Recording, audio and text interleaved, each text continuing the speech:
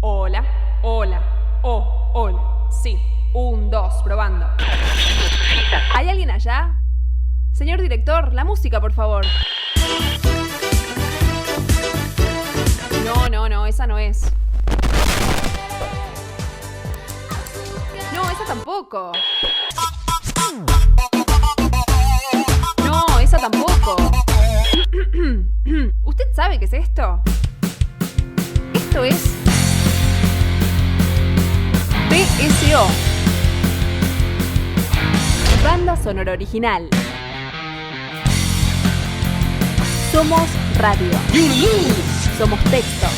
Remember. Somos entrevistas. Fuck your own face! Somos experiencias. That's me.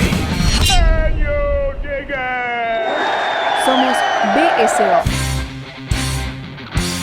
banda sonora original. Temporada 7. Escuchanos. Yo soy muy cagón. Léenos. You motherfucker, you. Acompañanos. You can act like a man.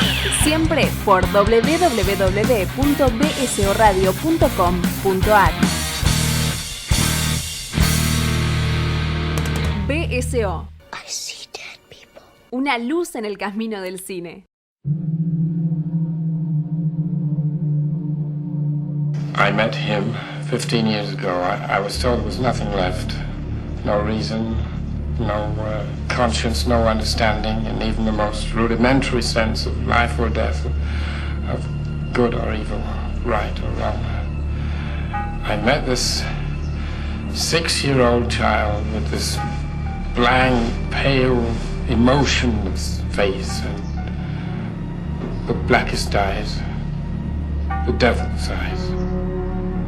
I spent 8 years trying to reach him, and then another 7 trying to keep him locked up because I realized that what was living behind that boy's eyes was purely and simply evil. Bienvenidos a una nueva entrega de Banda Sonora Original. Mi nombre es Diego Cirulo. Estamos siempre, todos los jueves, en www.bsoradio.com.ar. Este es un programa impresionante, yo les diría un programa muy especial.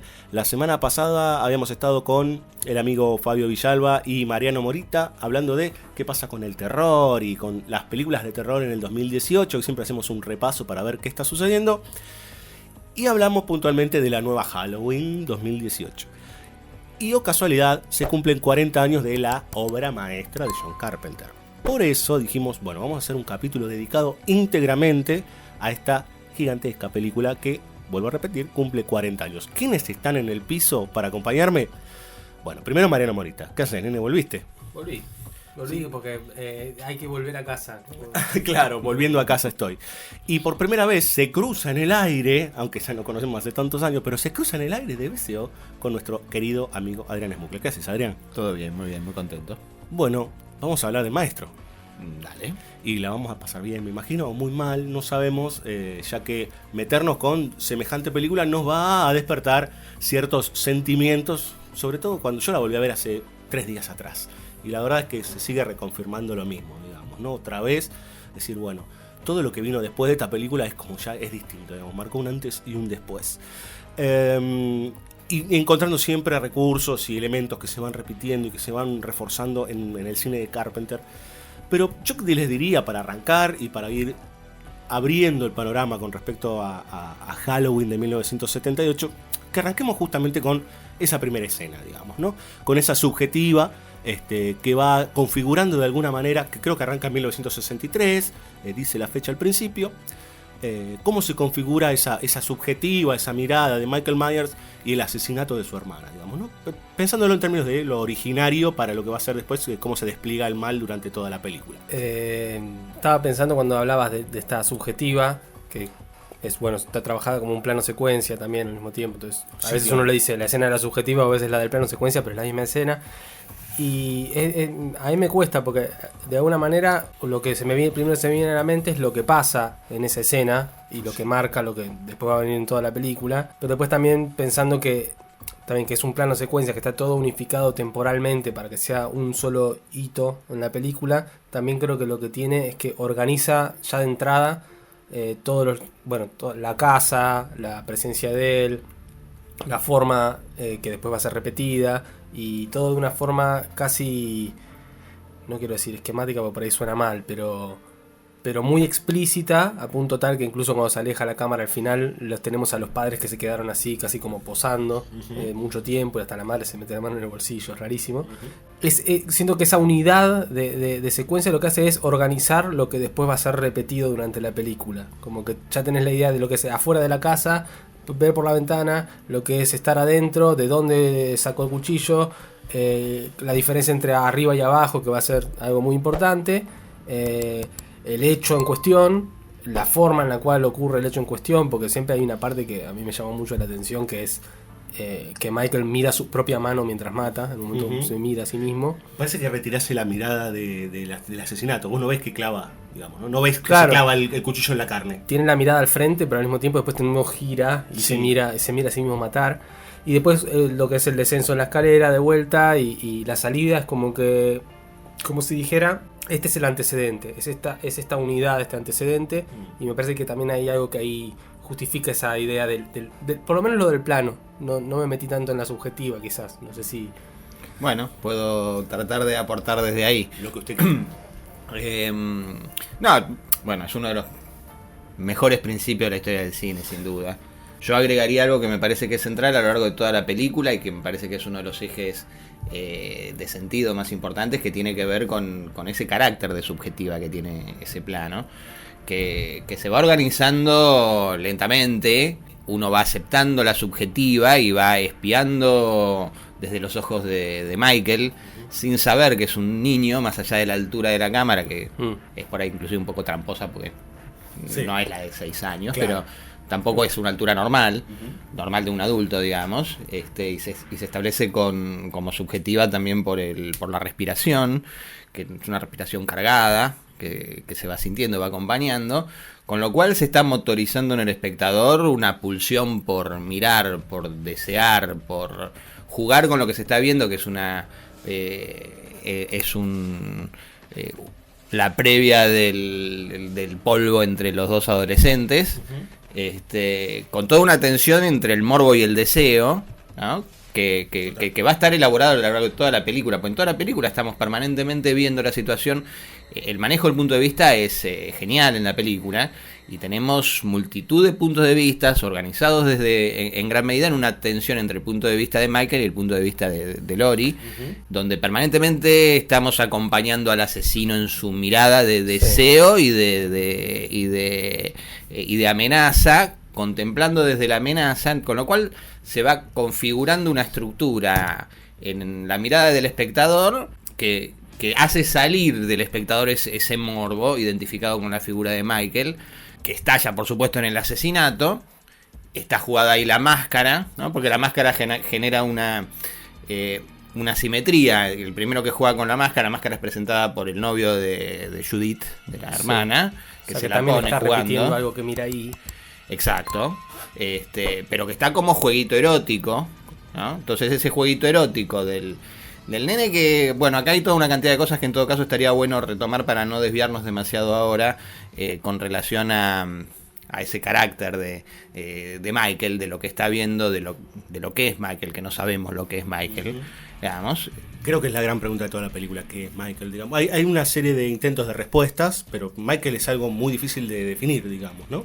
Uh-huh. Y me parece que un poco también está en esa subjetiva, bueno, pero el por qué la asesina, ¿viste? Es como toda una cosa que se va construyendo ahí. Hay como... Yo siento que hay en ese primer momento que está todavía fuera de la casa, hay esto que decías del morbo, de la necesidad de unir la mirada casi como persiguiendo lo que tenés delante de la cámara. El primer momento donde arranca como la música es incluso cuando se apaga la luz del cuarto, que es como... Casi vos lo ves que ellos suben, así que están re calientes, suben, él se corre de la ventana y va más afuera de la casa, hacia el frente de la casa, y ahí, cuando se apaga la luz, que claramente es un indicio de acá empezó el polvo, arranca como la música de terror. Arranca como la cosa de que si queremos pensar desde el punto de vista de Michael, de chico, es algo que no entiende, que no controla, que no puede manejar. Como que de alguna manera todo lo que pasa ahí es algo que él, como un chico que está ahí, que se suponía que la hermana lo tenía que cuidar y qué sé yo, en su estado de inocencia, de alguna manera, o pervertido o lo que hay.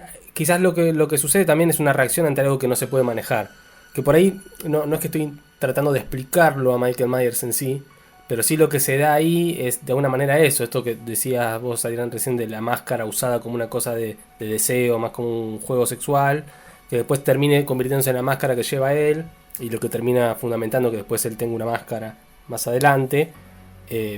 Son todos quizás elementos que se van desplazando de cosas que vimos en esta primera secuencia. Por eso también cuando hablaba de que el plan unifica todo, es casi como que organiza todas las cosas que vemos, desde eso, de qué es para él ver que se apaga la luz, qué es para él usar un cuchillo, el cuchillo como, no sé, idea de penetración, bueno, la idea de estar detrás de una máscara, la idea del cuarto, el cuarto que está arriba, que pasó algo ahí que después incluso los ve bajar, entonces hay algo que bueno, acabó muy rápido el chabón, pero hay algo que pasó muy rápido. Es un adolescente precoz, claro. Bueno, Mariano, no sé mal. Pero lo que sucedió arriba en relación a él estando abajo también es algo que después se va a repetir toda la película. No sé si estoy repitiendo algo que ya dijimos antes, pero... No, está bien, pero vos estás hablando de... bueno, está toda esta cosa vertical, digamos, ¿no? Sí. Ese arriba y ese abajo, digamos, y hay como una especie de infierno de Michael Myers. Ahora, quiero puntualizar en el tema de la máscara puntualmente, digamos. Me parece algo muy... Es una máscara sin gesto, blanca. Digo, eso... Opinión de los dos, digamos, ¿no? ¿Cómo, ¿por qué se configura así? ¿O qué ustedes creen? ¿Por qué ustedes creen que justamente está ese rostro tan particular que a la vez es muy aterrador, digamos, ¿no? Pero no tiene gesto, no hay nada. Sí, en realidad estamos arrancando del plano secuencia y nos estamos olvidando del plano secuencia anterior, una secuencia de títulos. Sí, bueno. Digamos, que está la calabaza. La calabaza, sí. Digamos, Halloween, yo no sé exactamente dentro de la cultura norteamericana específicamente el lugar que tiene, pero es una fiesta...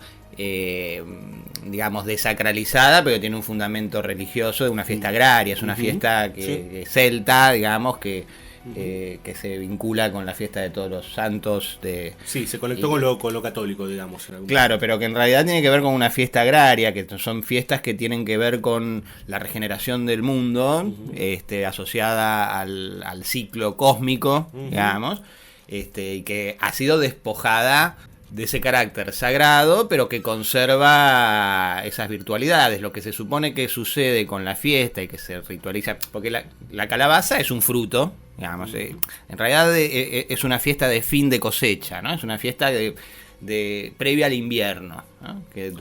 Previa a la noche del mundo, la noche del año, ¿no? Entonces se supone que ahí la cobertura que cubre el mundo se adelgaza y emergen los espíritus de los muertos y de los espíritus benignos y malignos, ¿no? Entonces hay como una serie de rituales que tratan de organizar esa emergencia de estos espíritus de modo tal de mediante el ritual darles un lugar, integrarlos de una forma que está ritualizada con el cantito con el que empieza, ¿no? Porque la película empieza con el cantito de los chicos, digamos, que uno puede, así en negro, digamos, como están presentados, imaginarlos con un adulto que los va acompañando, cosa que se reitera a lo largo de la película, digamos, con los caramelos, donde dicen básicamente esto que acabo de decir, ¿no? Que las brujas, que la aquelarre, no me acuerdo exactamente bien, pero que son los espíritus que están, ¿no? Mientras tanto, la cámara se va acercando a la calabaza, es una calabaza vaciada, que después la vemos a Lori vaciar la calabaza,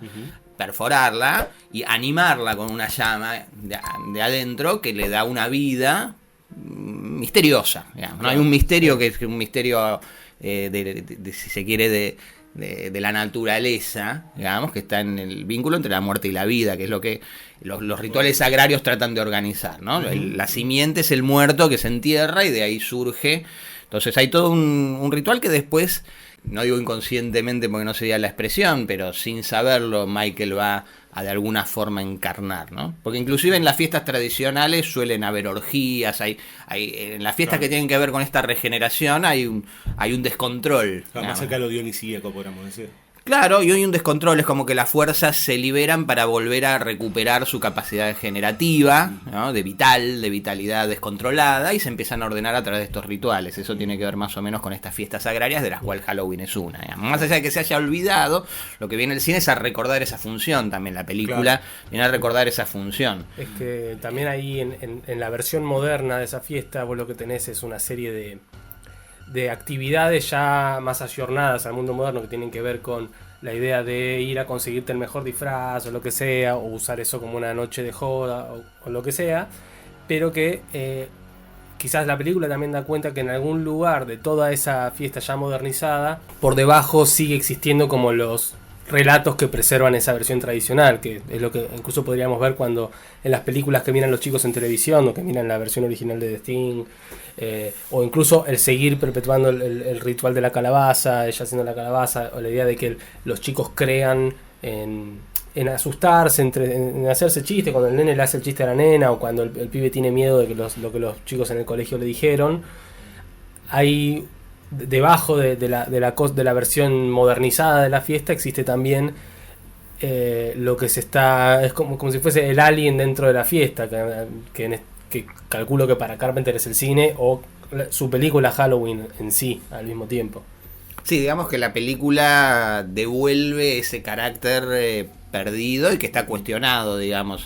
Pero esto también tenía que ver con la cosa de la máscara vacía. Claro, Digo, la máscara vacía. Eso, que si se vació la calabaza, Laurie la llenó de luz. Bueno, la máscara esa que estaba en el piso, o la máscara que después usa Michael Myers, en realidad se llena del mal, digamos. Digamos que la propia, claro, es una máscara vacía, sin expresión, pero que está animada por esa llama interior. Claro. Y da digamos, la máscara de Halloween representa un espíritu maligno que aparece fijado en la máscara, digamos, en la calabaza, que es un producto, digamos, es un fruto de parte de la tierra. De parte de la tierra, al que se le sacaron la sustancia y las semillas, digamos, y entonces quedó vacío. ¿Qué es lo que dice Loomis del nene? Digamos, lo encontré. Entonces, inclusive uno podría decir, no como para dar una interpretación ni de la psicología de Michael, digamos, ni de lo que no está contado en la película, pero en todo caso uno podría decir, bueno, Michael fue dejado a la libre influencia de estos espíritus malignos, los espíritus, digamos, ¿no? Y de hecho uno no sabe, uno tiene que, la película no te dice si Michael ya era un nene con problemas o era un nene común que de pronto fue tomado por esta fuerza. Que nunca sabemos demasiado de las características de esa familia, digamos. No, pero podríamos suponer que si lo dejaron ahí, qué sé yo, podría no necesariamente ser un nene... No, claro. Que se pudiera prever, no digo que agarre un cuchillo y mate a la hermana, pero que descontrole todo, ¿no? De hecho dicen, bueno, porque eso está señalado, ¿no? En el diálogo entre la parejita, al principio, entre Judith y su novio, dicen, bueno, papá mis viejos no vienen hasta las 10 de la noche, y Michael debe estar dando vueltas por ahí, ¿no? Entonces Michael fue dejado, la hermana lo tenía que cuidar y Michael no recibió el cuidado. Está marginado por completo. Y no es que en venganza, que yo, bueno, es un lugar débil eventualmente para que estas fuerzas puedan... Quizás esa lectura que queda traducida en una lectura de cámara termina absorbiendo desde esa perspectiva a su manera es esa versión maligna de las cosas, quizás. Es como cuando hablabas recién de comparando a la calabaza con la máscara y con el hueco, y diciendo, bueno, en ese hueco está siendo ocupado por esa llama maligna o por esa presencia maligna, y hablando anteriormente de la fiesta y de la cosecha, podríamos pensar entonces que el espíritu de Michael Myers de alguna manera también es parte de la cosecha, y es la parte de la cosecha de la que normalmente no nos hacemos cargo. Y que en este caso se desata, aparece esta cosecha, y bueno, hay una de las máscaras que detrás tiene esto. Y tiene que aparecer Laurie tiene que aparecer esa función heroica en todo caso para que se restablezca, aunque sea provisoriamente y cíclicamente se tenga que volver a enfrentar esa, digamos, a lo largo de la película. Claro. ¿Sabes que nos gusta el café? Te invitamos a pasar por cafecito.app/BSO Radio para ayudarnos con una pequeña contribución. BSO, un varietal irresistible.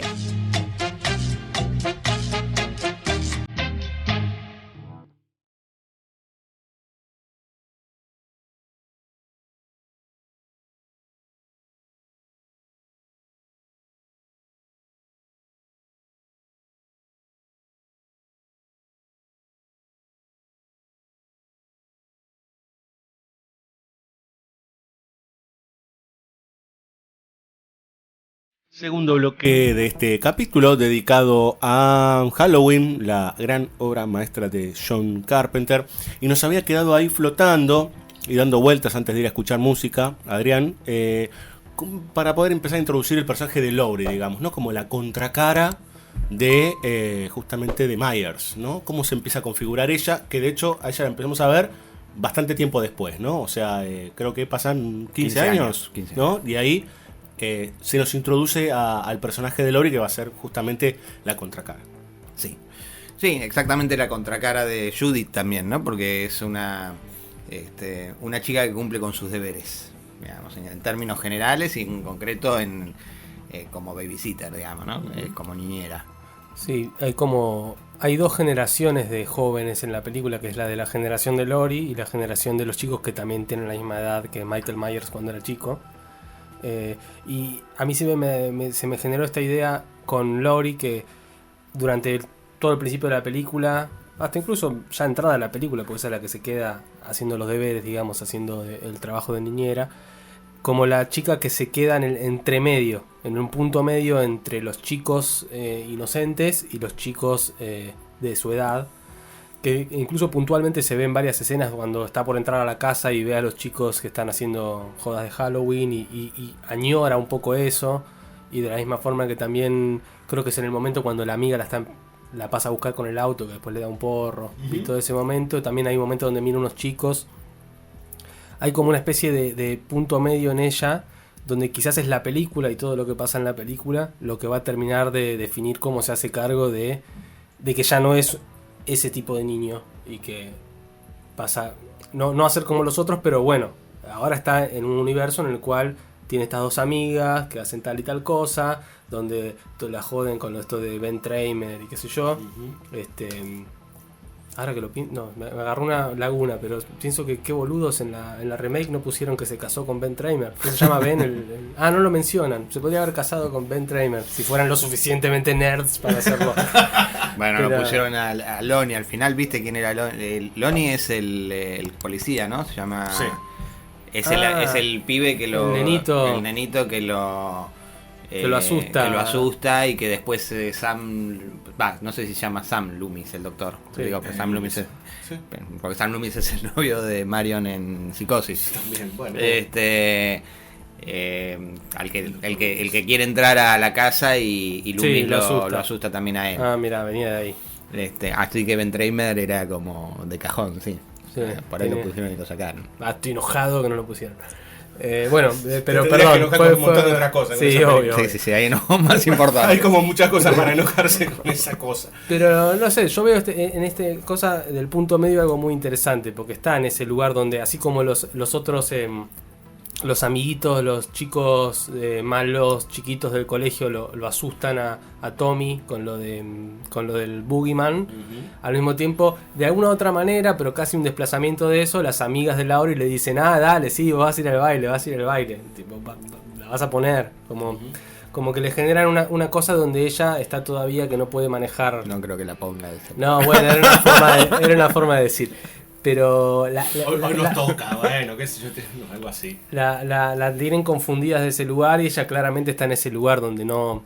Bueno, ahí no es sabe toda una cómo cuestión manejar que va a ser difícil de manejar y de ponerle límites también nosotros, digamos, porque toda la cuestión está de la virginidad, la pureza y demás. No sé qué tan asociados suelen estar tradicionalmente los rituales agrarios a los rituales de paso de la niñez a la adultez, pero sí claramente están asociadas toda la función tradicional de la agricultura a ¿cómo se dice? A la fertilidad. Claro. Con lo cual, también la cosa orgiástica que tienen los rituales habitualmente en las sociedades tradicionales con relación a eso tiene que ver con el exceso, la simiente, sí, que es inclusive ofrendada o sacrificada.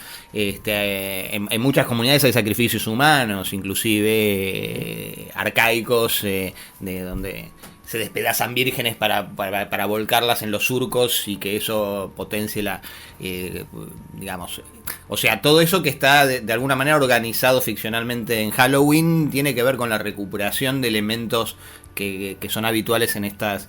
Y ahí está el paso a la adultez. Entonces, a mí me resulta interesante, más allá de si nos metemos o no con la cuestión puritana en cuanto al juicio que hace la película sobre la sexualidad que ejercen los jóvenes, que Lori no está puesta en un lugar... No, pero bueno, mucho de eso se critica habitualmente en las películas de adolescentes y se parten todas de Halloween. Sí, pero es la degradación, me parece, de eso. No, por supuesto, pero bueno, es un elemento que me parece que la película trabaja, porque claramente, digamos, yo lo que pasa es que lo que veo en la película, digamos, más que una cosa de que Carpenter, que me parece que es bastante obvio que no, pero que Carpenter pudiera decir, los pibes no tienen que coger, no tienen que fumar y qué sé yo. Sí, en todo caso, hacer un planteo de, bueno, que tiene más que ver con la modernidad, inclusive con la manera en la que la modernidad trabaja la sexualidad o mira la sexualidad, digamos, despojada de toda función vinculada a un orden que eventualmente la trasciende o la integre a otra cosa, donde sí claramente estas fuerzas eventualmente son convocadas en la emergencia, inclusive del impulso sexual, y los dejan en una situación de vulnerabilidad. Digamos, cada muerte es una muerte asociada a un momento específico en el cual la bestia aparece y se puede apoderar y puede someter y puede poseer, precisamente por una situación de fragilidad y debilidad, porque llevados por esas pulsiones, se colocan ellos mismos en una determinada situación, digamos, y en todo caso ella, que no es que no siente, no es que juzga, no es que se pone, no es la madre de Carrie, digamos, ni mucho menos, se fuma el porro, le cuesta, tose. Pero tiene una perspectiva, digamos, en ese sentido, que es distinto quizás. Tiene una conexión, diría, porque lo que sucede también, la primera contraposición es con Annie, que aparte es la hija del sheriff, ¿no?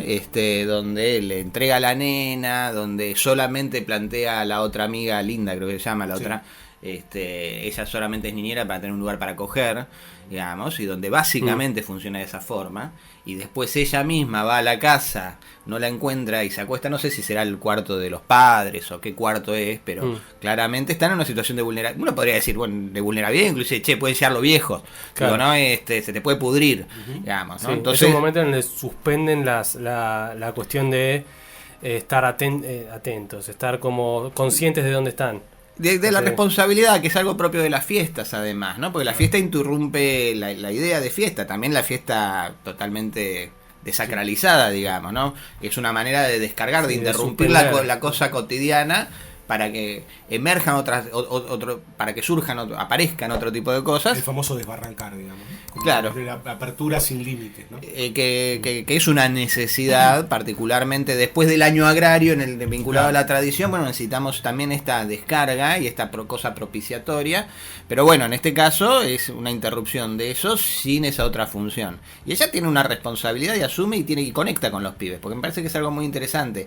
Está bien ponerla en ese lugar intermedio, pero yo estoy totalmente de acuerdo siempre y cuando ese lugar intermedio no se vea como una especie de línea que lleva del niño al adolescente descontrolado, y ella está en un proceso en que todavía no llegó ahí. No, sino como que está como si estuviese parada en un lugar en el que puede ver desde una perspectiva las cosas, quizás. Exacto, pero ese lugar me parece que no es... La diferencia la separa. Totalmente, por eso digo, estoy totalmente de acuerdo. Si no lo ponemos que en una cuestión cronológica le va a llegar y todavía no le llegó. No es que se va a convertir en Annie o por eso, o Linda. O sea que cuando sea adulta seguirá teniendo ese lugar, porque ese lugar lo tiene porque lo tiene, digamos, ¿no? Ella estudia porque le interesa, le va bien, se preocupa porque se olvidó los libros, pero sobre todo cuando se distrae en la clase, inmediatamente cuando le pregunta a la profesora, responde, no se perdió porque leyó, porque le interesó, está hablando del destino. Porque se puede colar viendo la ventana, pero igual también le interesaba la clase, no es que es una cosa o la otra. Exacto, y conecta con las preguntas del pibe, es un pibe que pregunta mucho, se pone pesado, cualquiera diría, no rompa la bola. Busca maneras de contestarle. Le contesta bien, lo trata de contener. Más o menos es la hija del sheriff, digamos, ¿no? Exacto. Dale, nena, anda a acostarte, digamos, bueno, cuando se mancha la ropa y se va y la deja sola la nena ahí, digamos, ¿no? Mirando la película.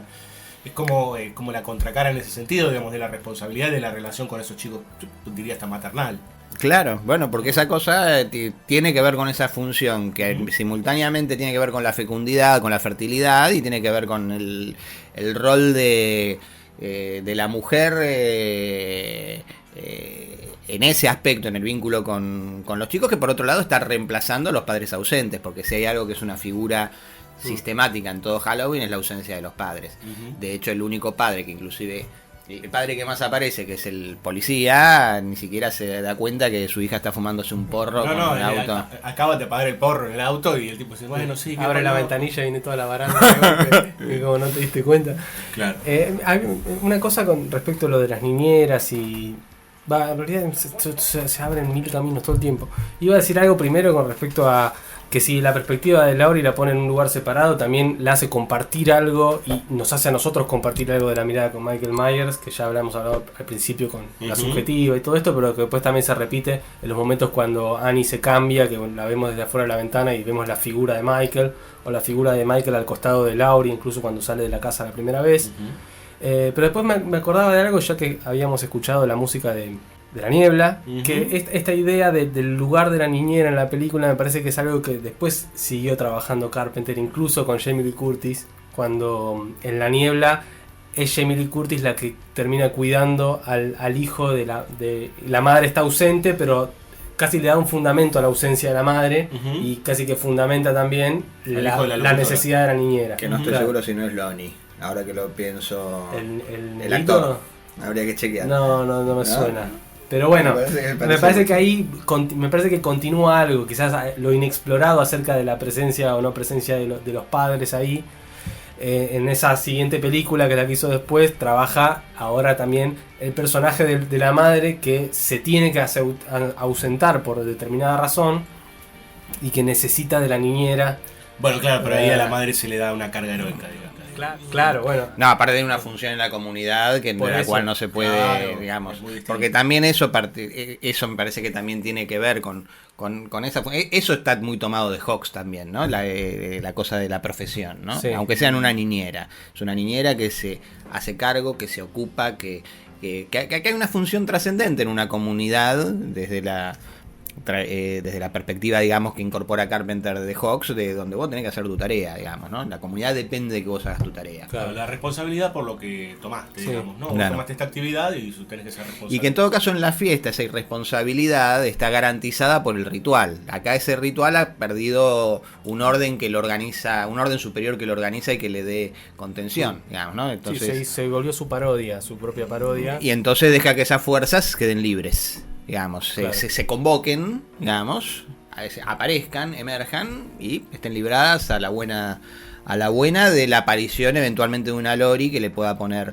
que lo pueda ordenar, que le pueda controlar, digamos, ¿no? Y en ese sentido la pureza o la virginidad, o como lo queramos poner, es el lugar que garantiza esa mirada que vos señalás.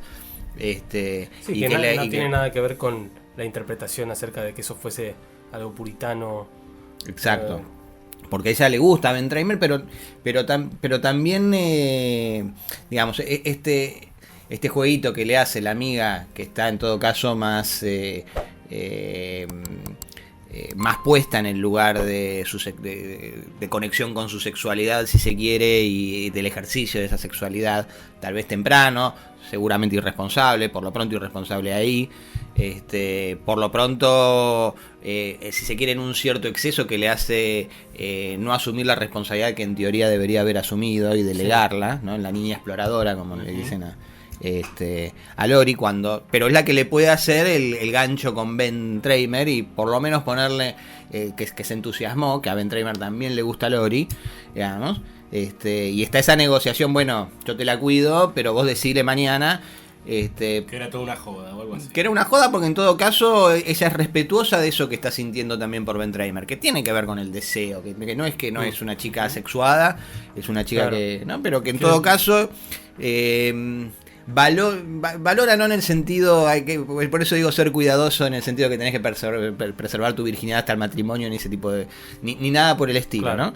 Pero que en todo caso ese deseo que puede, porque también dice todos se están divirtiendo cuando siente que todos se están cogiendo por ahí, ella no. Sí, eso hay una parte que ella dice, otra vez la chica Boy Scout salvando las papas, algo así, ¿no? Como ella también entiende que es una especie de carga también eso. Y digamos, atiende el teléfono y escucha como los siente esa pulsión, claro. O sea, hay una idea de que cuando la están matando son casi gemidos sexuales y ella atiende el teléfono con el llamado. En esos gemidos sexuales para mí es una buena conexión con te mato si esto es una joda, le dice, hay como toda una... Donde ella también incorpora y juega con esas mismas fuerzas, lo mismo que Tommy, que primero lo gastan los pibes, vuelgan en él esa energía negativa, si se quiere, que rompe la primera calabaza, y después él asusta a la nena. Sí. Él se asusta a sí mismo cuando lo ve. O sea, permanentemente está siendo convocada la fuerza, ¿no? Y el propio Loomis, digamos, cuando lo gasta Lonnie, disfruta de haber incorporado él la figura de Michael, digamos, ¿no? Cuando él está hablando como un fantasma detrás del arbusto para asustarlo, pero esa es ahí tenemos una forma ritualizada, donde él controla lo que está haciendo y dice, lo tengo que sacar al pibe porque hay una amenaza que es real. Entonces lo tengo que sacar, hago un relato, lo asusto con ese relato, digamos, y entonces lo libero de esa carga real, asumiéndola yo. Y disfruta de eso, ¿no? Porque se pone contento de haber hecho ese chiste. Y ese chiste tiene una solidaridad. Se ríe, el momento tan terrible que están persiguiendo a Michael Myers, igual se ríe tiernamente de los pibes que salen rajando. Digamos. Pero tiene que ver con esa complejidad, esa complejidad de las tensiones que todos tenemos y que son necesarias, inclusive son necesarias en la medida en la que se logren organizar a través de los rituales que en este caso ya se han vaciado, digamos, lo que decíamos en el capítulo pasado sobre el apetito por el terror, como que... Sí, y vos justo decías esto de Loomis, que me parece que es un personaje que también tenemos que profundizar, porque me parece que es otra de las caras que aparecen por ahí, digo, es el tipo que intenta entender a Michael Myers. Pero me había quedado pensando, justamente porque hablamos la semana pasada de ese personaje del médico que viene a reemplazarlo a Loomis, que quiere entender por qué, digamos, y qué sé yo, cuando en realidad recién Adrián dio como la clave, digamos, ¿no? Loomis, hay algo que ya lo entiende, digamos, él que lo canaliza directamente en ese momento que asusta a los pibes. Claro, digamos que el heredero, vos decís en Halloween 18. Sí, la 2018. Bueno, ahí encarna, que no es una mala idea, lo que pasa es que se pierde. Parecía que estaba muy bien. Por eso, está buena la idea. Sí. Aparte que no la explotan, no la desarrollan. Sí, que en ese caso los fetichizan. Dura 20 segundos hasta que hasta que la cierra. Sí. Pero ya es el pasaje al más allá, digamos, ¿no? Es como cruzar la línea. Y es ese vínculo que en general en el Friedkin trabaja muy bien, donde la distancia que te separa del mal implica un juego de seducción donde el límite se borra y es muy difícil precisar dónde empieza y dónde termina. El vértigo, digamos. Lo termina fetichizando, incluso. También los periodistas que también, mueren temprano, pero no importa. No vamos con no damos justicia. Bueno, pero en ese límite también en la película hay varios momentos donde, además de tener a Laurie, a la figura de Michael así como de espaldas, mirando y uno compartiendo esa mirada, también hay momentos donde incluso a Michael Myers se lo asocia casi formalmente con otros personajes. Tenemos el momento cuando Michael camina por afuera de la escuela y después lo sigue con el auto, donde hay una caminata en paralelo, que es un recurso que Carpenter lo usa un montón en varias películas, la caminata en paralelo como se dice, como en un traveling lateral.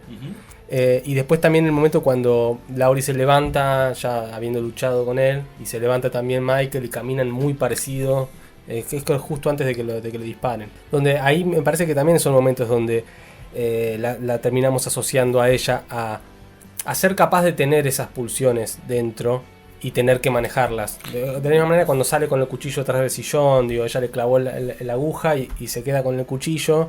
Y la vemos a ella medio trastornada con el cuchillo en la mano, y ella es la que está a cargo de los chicos, entonces también eso presupone un peligro, pero hay una asociación deliberada, me parece. En la forma, que claramente lo que pasa es que esto, retomando un poco lo de Máscara Vacía, cuando empezamos a hablar de Michael, me parece que la construcción que se hace formalmente en el traveling, yo sabía que me había quedado algo en el traveling inicial, tiene que ver con la construcción de una forma que pide que el espectador la llene. O sea, uno va llenando, y eso es para mí algo central en Psicosis que él recupera, ¿no? Porque es muy obsesiva la muy obsesiva, muy presente las citas a Psicosis. Lo del cuchillo en primer lugar, Loomis y Loomis, Janet Leigh y su hija, digo, ¿no? Es como el asesinato, inclusive el planito ese de que mira su mano, es el plano Psicosis, digamos, ¿no? Sí. Con lo cual, que tiene que ver con lo que depositamos, lo que yo suelo decir en las clases, lo que depositamos en el pantano, ¿no? Lo que cada uno depositó en el pantano con el auto en el momento en el que te identificás con, ¿no? ¿Qué volcaste? Que es lo que la película saca al final, ¿no? Entonces, ¿qué llenamos? ¿De qué llenamos la mirada? ¿No? Porque el momento en que es desenmascarado por sus padres y quedan atónitos, duros y fijados en esa postal que vos mencionabas antes, Mariano, ahí descubrimos que era un niño y ese descubrimiento en la figura del niño es también el descubrimiento de que estuvimos compartiendo con él el punto de vista. Yo creo que particularmente la primera vez que uno ve la película, pero si no lo reconstruí formalmente, digamos, en ese momento, y entonces, ¿qué fue lo que volcaste? Esa pulsión entre el deseo de ver a los adolescentes teniendo sexo, en saber que hay una amenaza que se ciñe sobre ellos y ese deseo de que esa amenaza se concrete y repulsión simultánea, digamos, que decís no, ¿qué vas a hacer? Ahí, claro. Pero ese juego entre lo que es más erótico, en todo caso más pulsional y simultáneamente más agresivo, mortal y oscuro. Bueno, que en todo tiempo es un jueguito de que eso es lo que te atrae, ¿no? Como exacto, que es lo propio del género, claro, sí, digamos. Que es la parte a la que el género tiene que saber apelar para poder saberte controlar y organizar. Por eso es una necesidad, digamos, que no es una cosa, que no es necesariamente puritana o moralista de que el mal suele emerger en el momento en que esas pulsiones entran en ebullición, digamos, ¿no? Porque son fuerzas que se descontrolan, digo, ¿no? Y que tiene que ver eso inclusive con la pulsión erótica, entonces hay que organizarla esa de una cierta manera. Bueno, y entonces la forma de la película y estos travelings, digamos, que mencionás, tienen para mí mucho que ver con esa figura del doble, digamos, que expresa la parte negada de uno, digamos, ese vínculo que señalás entre Lori y básicamente Michael, pero que aparece Michael cada vez que cuando están cogiendo en la cama y aparece la sombra de él detrás, cuando aparece él detrás de la ventana, cada vez que estamos mirando a los adolescentes desde el punto de vista de Michael, aparecen esas tensiones y lo que encarna Michael es esa pulsión, pide al espectador que llene con su propia pulsión, digamos, esa máscara vacía, que aparte me parece, hablando ya de... perdón, una cosa antes, porque la máscara vacía también es la cámara.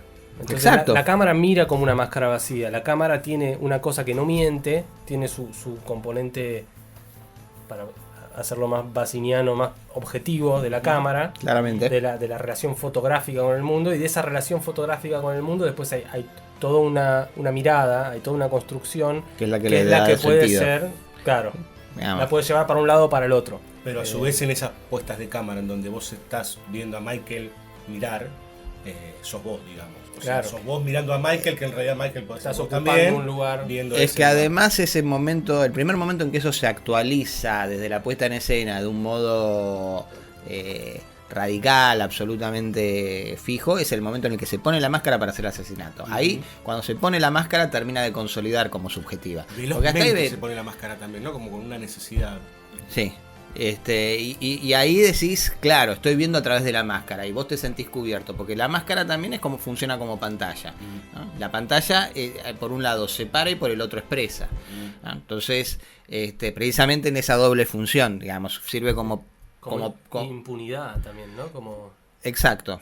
Y ahí se genera una tensión que está a lo largo de la película, que me parece que es muy interesante y que convoca permanentemente a la interpretación del espectador, que tiene que ver con este juego de visibilidad e invisibilidad que tiene Michael todo el tiempo de una manera obsesiva, digamos. Permanentemente hay alguien que lo ve y alguien que no. Permanentemente el que lo ve deja de verlo hasta el final, digamos, ¿no? Pero que inclusive parece que hay algo que parece mágico, lo pongo en estos términos, pero hay cosas que desaparecen literalmente. Digo, cuando está atrás de los arbustos es como es imposible que no esté, que no lo veas ahí. O con las sábanas colgadas. Claro, se desvanece. Es imposible, porque vos vas a un contraplano de Laurie y después directo de Laurie vas a que desapareció, pero entonces ¿qué vio Laurie? Y bueno, y ahí entonces te instalan el lugar donde Lori misma dice vi o no vi, qué es lo que vi, claro. Se siente sugestionada, se empieza a asustar y después viene la escenita que vos mencionabas, No, Antes. antes. Cuando ella llega a la casa, Y escucha el ruido. escucha un ruido que Al piensa... principio piensa que es alguien en peligro. Exacto, y después ve que es Halloween, digamos, y que están con la mamá, que se están saliendo y que se transforman en risas. Algo que parece un jadeo Sí. o una cosa de alguien y se transforman en risas, ¿no? Y entonces ella misma dice, ya estás grande para sugestionarte, Sí. digamos. Pero básicamente ahí está generando la pulsión, que es el núcleo entre lo que podemos interpretar, porque ella ya vio que está siendo más o menos perseguida por alguien que no sabe quién es, Ujú. digamos. Sí, y ya de la empieza- escuela lo vio. Por eso, empieza con esa preocupación, la proyecta en el ruido que escucha e interpreta con que ese miedo que tenía de algo agresivo, en realidad eran chicos jugando. Y entonces esa es la tensión que la película va a tratar de organizar, entre lo que infantilmente se puede encontrarle un orden en el grupo de chicos que juegan con eso, protegidos por la mamá que los acompaña. Sí. Y esa pulsión, porque vinieron hablando de coger con las Sí, con con las las amigas, y Sí. que ella no, y que ella sí, que ella cuando, y que todo eso está empezando a ebullir, digamos, adentro suyo, y aparece como la idea del castigo, que también, por supuesto, proviene en gran medida de psicosis. ¿Sabes que nos gusta el café? Te invitamos a pasar por cafecito.app/BSO Radio para ayudarnos con una pequeña contribución. BSO, un varietal irresistible.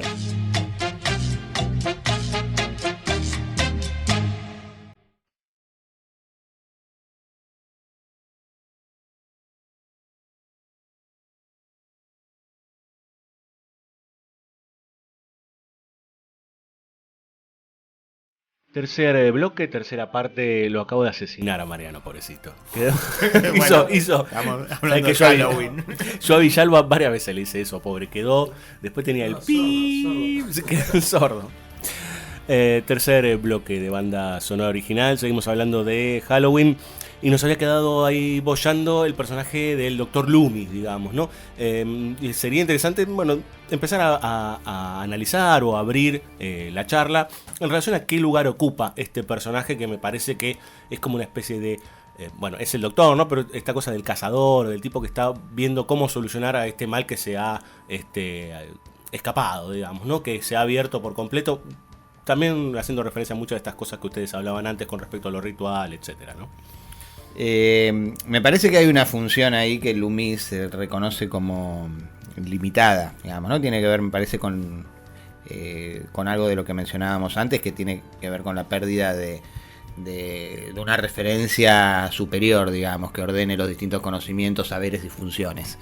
Él se está haciendo cargo de algo que empieza por reconocer que como psiquiatra no está en condiciones de hacerse cargo, pero que tiene límites, ¿no? Por la primera escena, cuando va con la enfermera, que le dice no lo subestime, que lo llame cosa, no lo trata no como un Sí. Esto, ¿no? esto, ¿no? La mina le pregunta, bueno, pero entonces ¿por qué lo viene a buscar? Y él dice, bueno, porque es la ley, ¿no? Lo dice como está enojado, ¿no? Bueno, está limitado por ciertas funciones que tiene que presentarlo, llevarlo al juzgado para que supongo, no sé qué. Se lo tiene que trasladar o todo eso. Sí, supongo que para que vean si tienen que dejarlo encerrado o no, seguir dejándolo encerrado o no, porque tiene que presentarse ante un...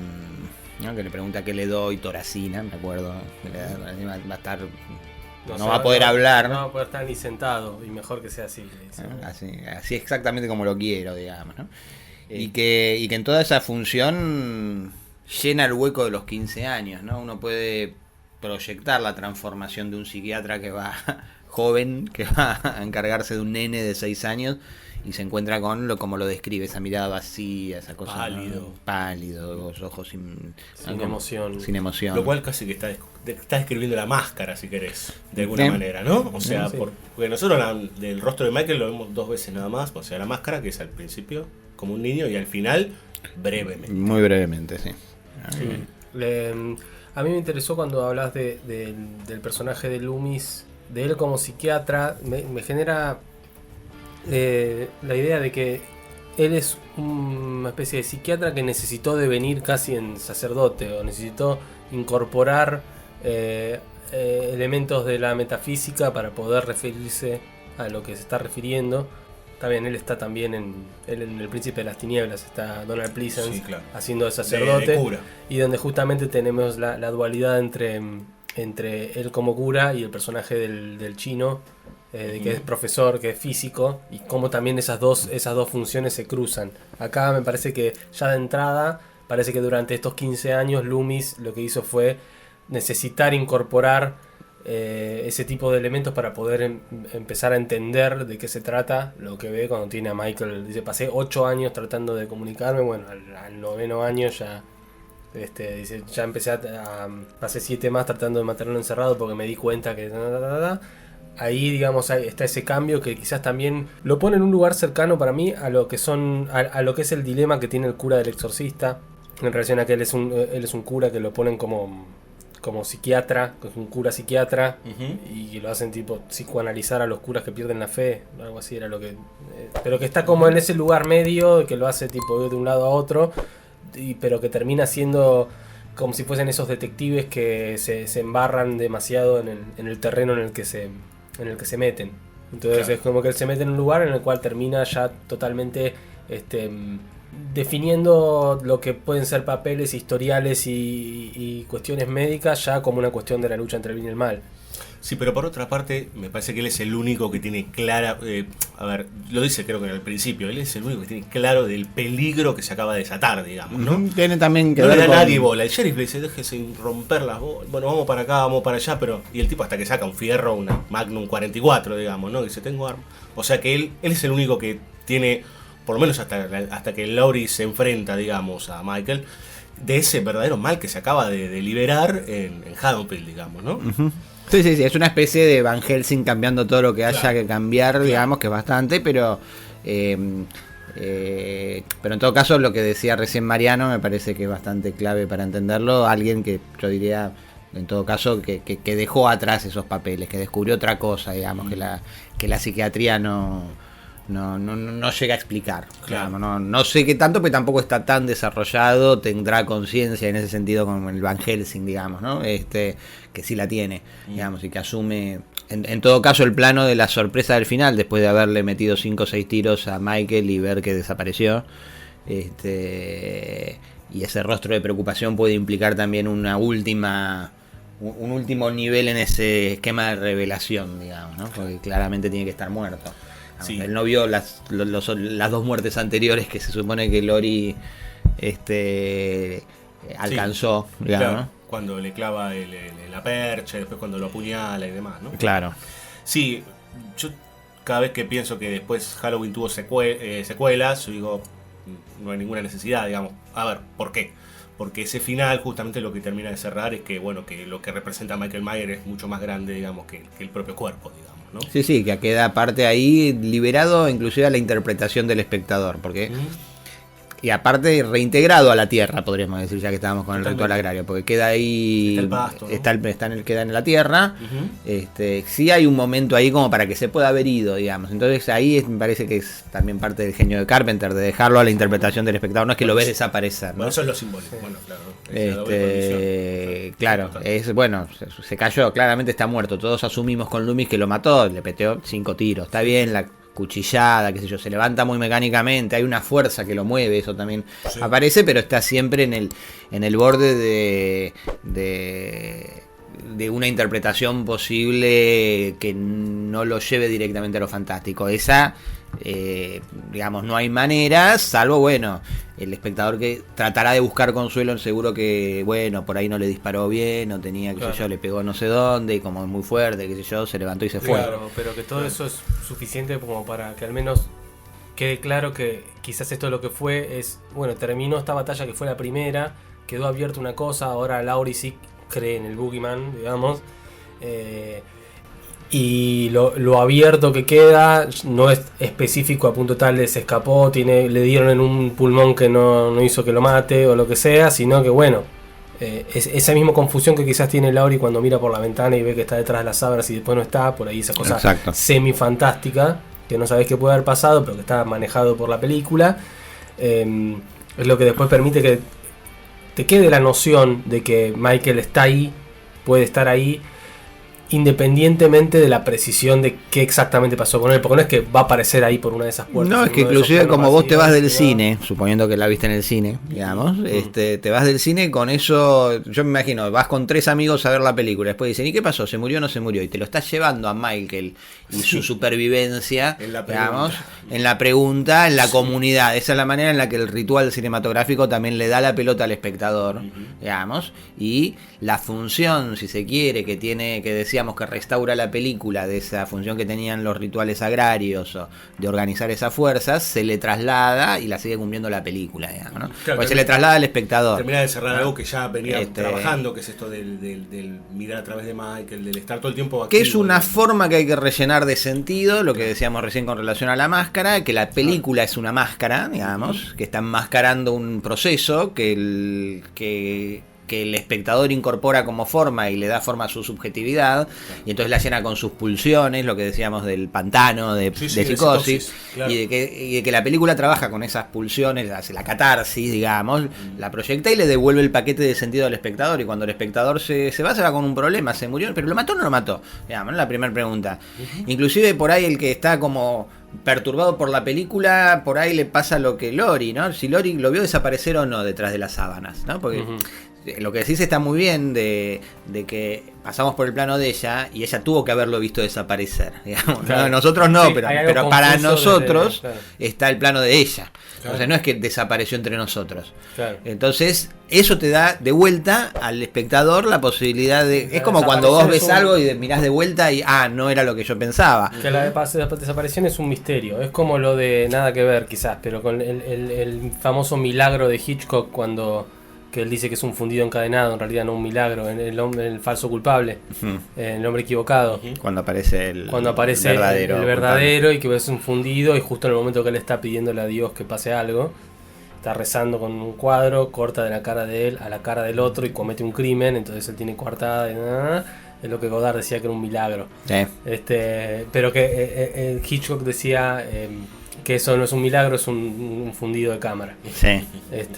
Me da la sensación de que lo que vemos queda la aparición o desaparición de Michael Myers como elemento fantástico, queda como un misterio. Exacto.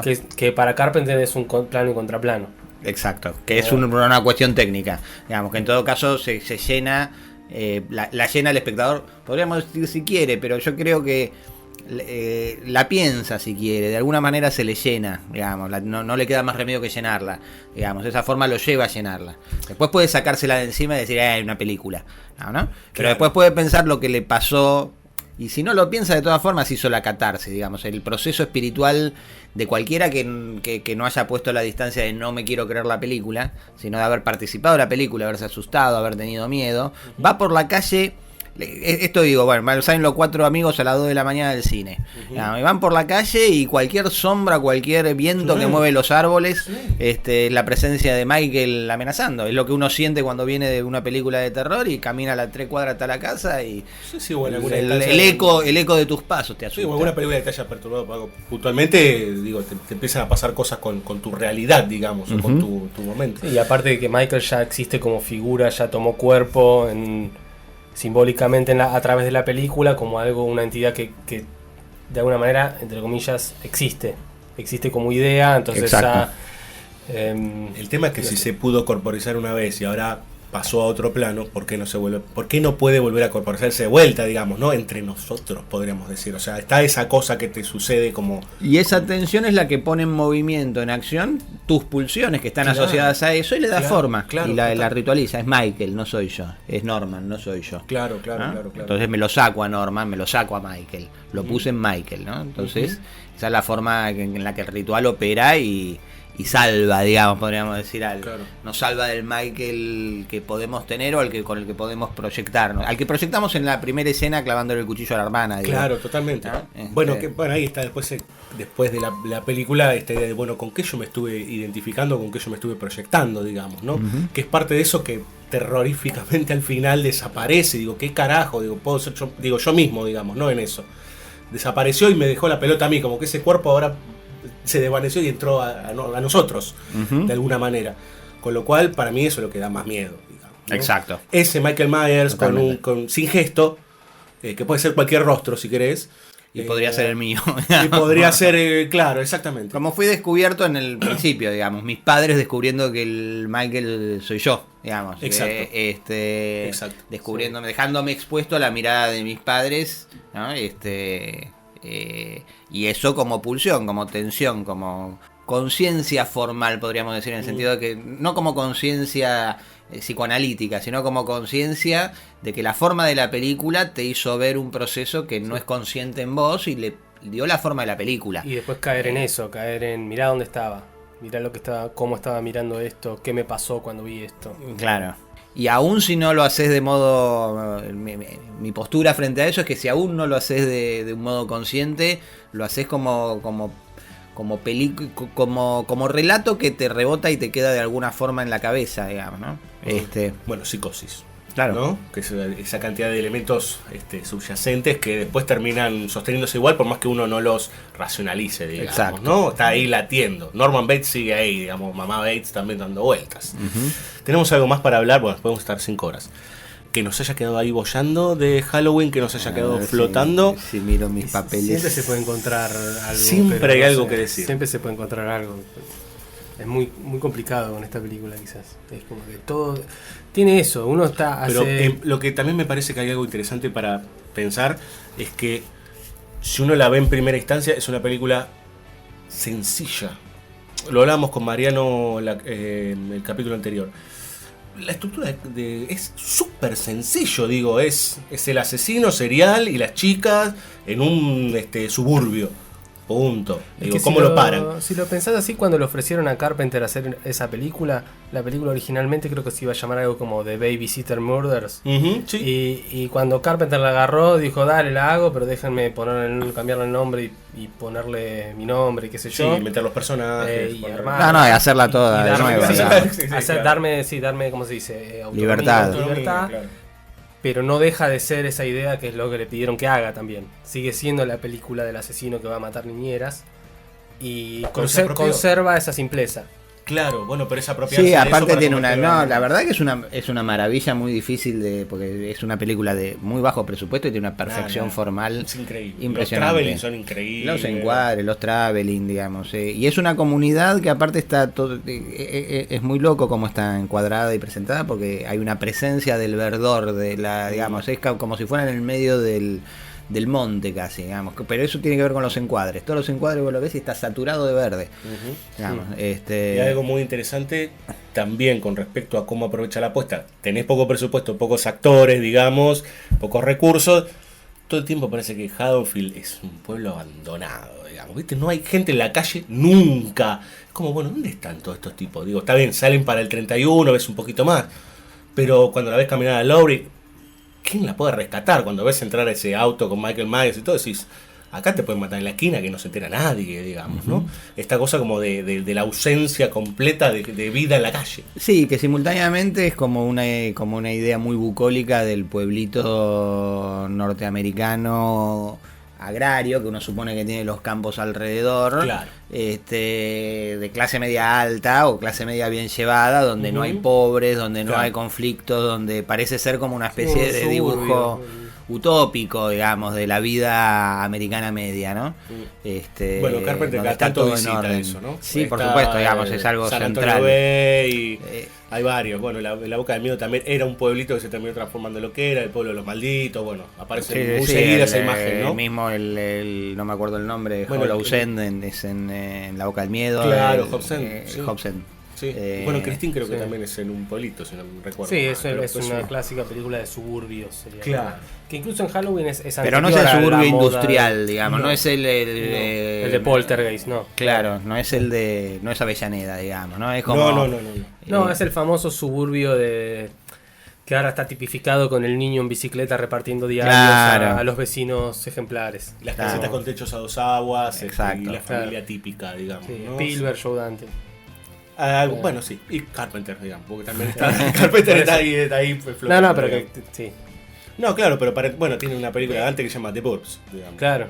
O casualidad.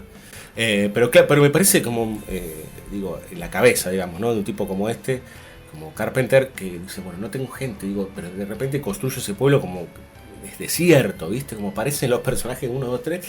Y cada vez que la ves caminando a Laurie, es como, esta piba está sola, ¿viste? Es como, o cuando se le va una amiga y sigue ella caminando y decía atrás. Sí, esos largos planos aparte en los que se van y que en profundidad y que después aparece justo Michael o aparte aprovechando esas distancias que a veces también refuerzan esto de, bueno, esto no es verosímil, digamos, ¿no? Que cuando se mete el auto que la sigue, está pegado. El auto está ahí, pero para mí eso refuerza ese doble carácter de Michael Myers, digamos, ¿no? De hombre o de ser humano, si querés, físico y de elemento fantástico, digamos, ¿no? Aparece, de sombra. Desaparece, claro. Bueno, que ese es otro elemento, la sombra.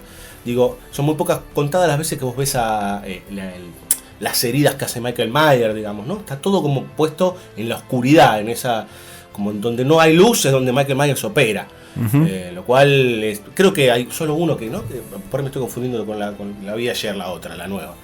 Que lo atraviesa y lo deja colgando. No, a uno de los novios lo deja colgando. Sí. Lo deja colgando tampoco se ve, no se ve el momento, se ve después el cuchillo clavado. Claro, pero no demasiado. No. Con lo cual también es otra vez, como me parece, esas cosas que acá siempre hablamos, que es como con tan poquitos recursos, eso es lo que tenés. Sí, el perro que se comió, digamos, no lo ves, no te muestra. Uy, ¿qué es eso? Uy, un perro, no, tiene que haberse un animal. En algún momento te muestra. Está fuera de cuadro, nunca lo ves. Es el efecto más barato de la historia del cine. ¿Qué pasa? Está totalmente destripado, el perro te lo imaginás, todo encharcado, está todavía tibio. No necesitas ver nada. En un momento contaban que en el rodaje, como no era otoño, o no había hojas en los árboles, cuando arranca recién, dice Haddonfield 1978, caen unas hojitas, agarraron unas hojitas y las tiraron ahí arriba de la cámara, tenían 5 o 6 hojitas y con eso armaron el otoño. Sí, que en todo caso ahí hay por ahí un roce de verosímil. Forzado, pero me parece que hay una diferencia. El pasto verde, aparte. Con todo rayado verde. Es un otoño muy particular. Sí, claro. Hay una diferencia con cómo producen ese tipo de películas y el trabajo que implica en su momento y ahora, sobre todo con la cantidad de películas de terror que se producen, son muchas más, como todo se produce mucho más. Una idea con lo que es la clase B y con que era una película que estaba designada para ser de bajo presupuesto y quizás por alguien que en realidad produce otro tipo de cosas, y la B siempre es como, digamos, bueno, podemos también hacer esto chiquito y ya está estipulado que es lo que no nos importa tanto, entonces por ahí te damos libertad, por ahí te dejamos dar control y qué sé yo. A una cosa que se invirtió ahora quizás, y de repente tenés ya no está ese mismo esquema donde tenés la mayor que tiene sus resabios en hacer estas producciones pequeñas, sino que de repente tenés invertido y tenés como ya ahora tenés productoras que producen solo terror y lo producen a gran escala y lo hacen, ya no tienen esos problemas, ya es otro tipo de forma de proceder para contar, es otro tipo de forma de mirar, seguramente, probablemente más precaria, pero es inimaginable pensar ahora que, así como decías que era una cosa muy insólita que se haya hecho una película así, de la manera que se hizo, no sé a qué quería llegar con esto, pero la diferencia que había entre 1978 y 2018, estaba haciendo por ahí. Iba por ahí, no, sí, que ahora vos ves y... Yo te sigo, Mariana, y ves que, no sé, la Halloween de ahora no tuvieron no tuvieron que enfrentar esos problemas, y no me quiero poner en el lugar de tipo,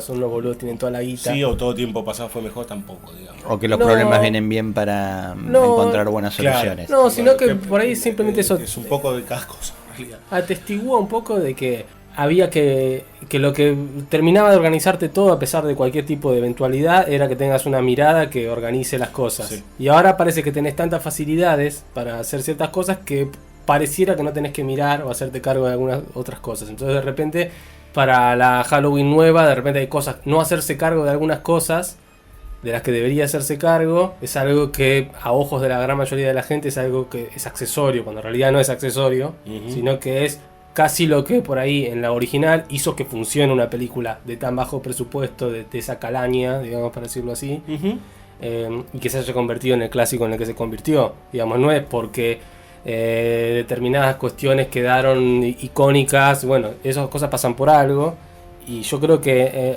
es un momento en el cual, y ahí sí me pongo con una cuestión de época, pero en el terror, donde se hicieron la mayoría de los clásicos que nos acordamos, era gente que estaba pensando en qué asusta, pero en un sentido más amplio del que asusta. ¿Qué te da, vamos a poner estos términos, qué te da miedo? ¿Qué te da miedo?